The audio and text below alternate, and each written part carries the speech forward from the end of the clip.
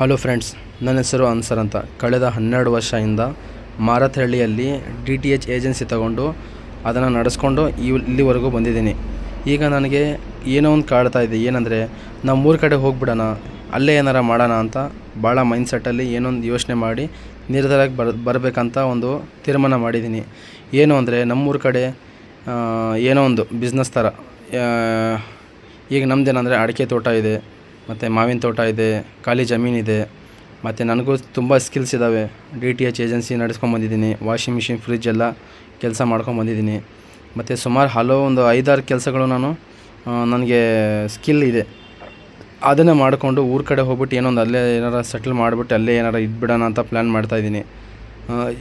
ಈಗ ಸಮಸ್ಯೆ ಏನಂದರೆ ಈ ವರ್ಷ 2026ವರೆಗೂ ನಾನು ಇಲ್ಲೇ ಕೆಲಸ ಮಾಡಿಕೊಂಡು ನೆಕ್ಸ್ಟ್ ವರ್ಷ 2027 ಅಲ್ಲಿ ಹೋಗಿಬಿಟ್ಟು ಫಸ್ಟ್ ಅಲ್ಲಿ DTH ಏಜೆನ್ಸಿ ತೊಗೊಂಡು ಮತ್ತು ವಾಷಿಂಗ್ ಮಿಷಿನ್, ಫ್ರಿಜ್ದು ಏಜೆನ್ಸಿ ತೊಗೊಂಡು ರಿಪೇರು ಮತ್ತು ಸೇಲ್ಸ್ ಆ್ಯಂಡ್ ಸರ್ವೀಸು ಇದನ್ನು ಮಾಡಿಕೊಂಡು ಅದ್ರ ಜೊತೆಯಲ್ಲೇ ಅಡಿಕೆ ಸುಲಿಯೋದು ಮತ್ತು ಅದು ಅಡಿಕೆ ಬಿಸ್ನೆಸ್ ಹೇಗೆ ಮಾಡೋದು ಅದೆಲ್ಲ ತಿಳ್ಕೊಂಡು ಅದರಲ್ಲೂ ಇಂಟರ್ ಮಾಡೋಣ ಅಂತ ನಾನು ಪ್ರಯತ್ನ ಮಾಡ್ತಾಯಿದ್ದೀನಿ.